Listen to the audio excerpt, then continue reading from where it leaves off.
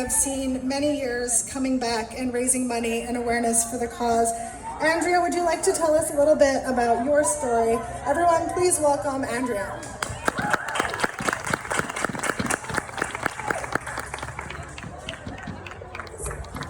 Here we go. Okay.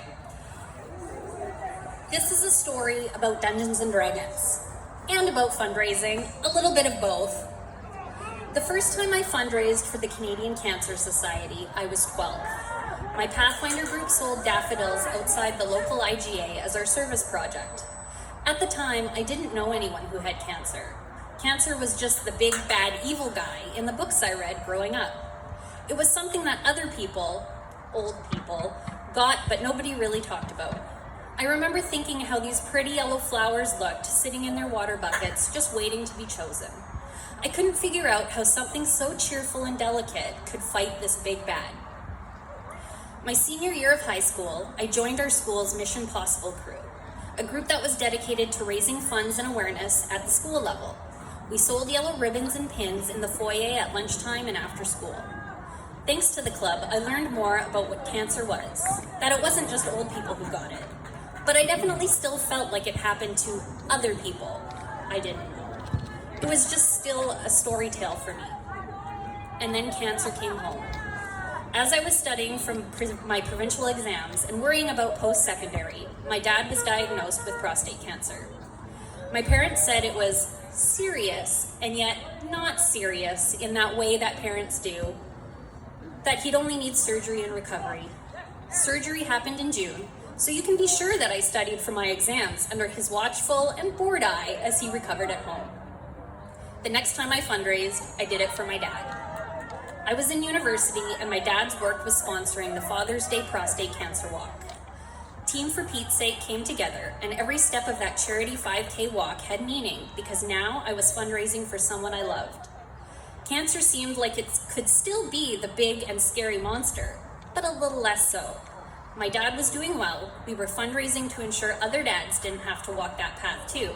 It was all gonna be okay. Big Bad laughed.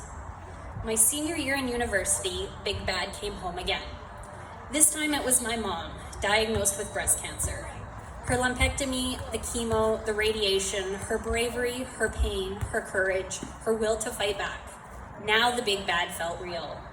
It was there every day, showing me what real big and scary looked like. But my mom just showed me what bravery looks like, where the adventurer picks up their sword every day and just keeps going. The next time Team For Pete's Sake did the Father's Day walk, every step meant that much more. I was doing it for both of my parents. And then 2017 happened. My husband Blair and I not so lovingly refer to it as the year from hell. It was a year that started with my husband being in 2 serious car accidents and ended with me being diagnosed with stage 3 breast cancer. At 31 and a newlywed, cancer was not on my character sheet. I can still remember that moment when I heard those words, "You have cancer." I was at the breast health clinic in Abbotsford and the nurse had lovely black hair with bright blue streaks. I went numb. I could hardly breathe. All I could do was stare across the room at my mom as my brain processed the fact that Big Bad had now come for me. All those years, all those kilometers walked, all those ribbons and flowers sold. Was I doing it for me all along? Yes, but also no. If you've never played Dungeons and Dragons, or D&D as it's often called, it's a tabletop game where the players work together to tell a story. The game moderator acts as a story narrator, setting the scene for the other players and giving them the opportunities for adventure. The other players take on the role of the heroes of the story, needing to interact and work together in order to succeed and ultimately tell an awesome tale.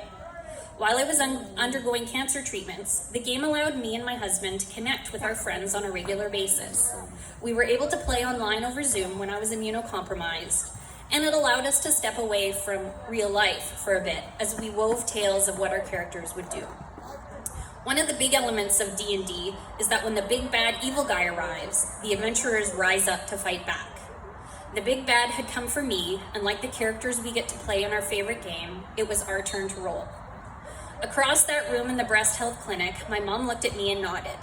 That one look told me I could do this, that I wouldn't be alone, that it didn't matter how small and fragile and scared I was feeling, because I had my mom and dad, warriors who had tread this path before me. I had my husband, who has the biggest shoulders to carry me, emotionally, and yes, there were literally times he had to carry me. I had my friends who donned their armor and brought their swords to fight next to me. I had the Canadian Cancer Society and the connections I made with others who were on this journey too. In 2018, Team Andrea's Adventurers participated in our first Relay for Life. We fundraised for me, yes, but also for every person who has been in our shoes. Because in Dungeons & Dragons, when one party member is attacked, we all roll for initiative.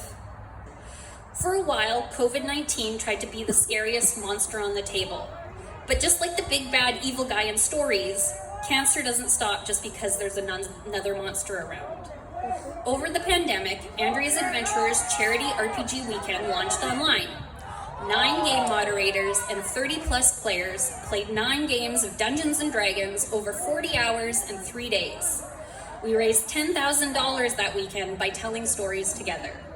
When such a kind, caring community teams up for you with this common goal, people who are willing to do shots of hot sauce, numerous shots of hot sauce on what is essentially live television, I truly feel like one of the brave adventurers in the stories we tell.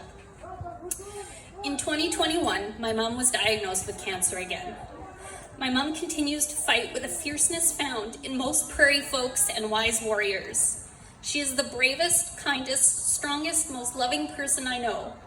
Even in her most pain-filled days, she always has joy and love to share.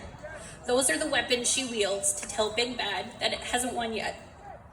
This past weekend was our 3rd year running our online D&D event.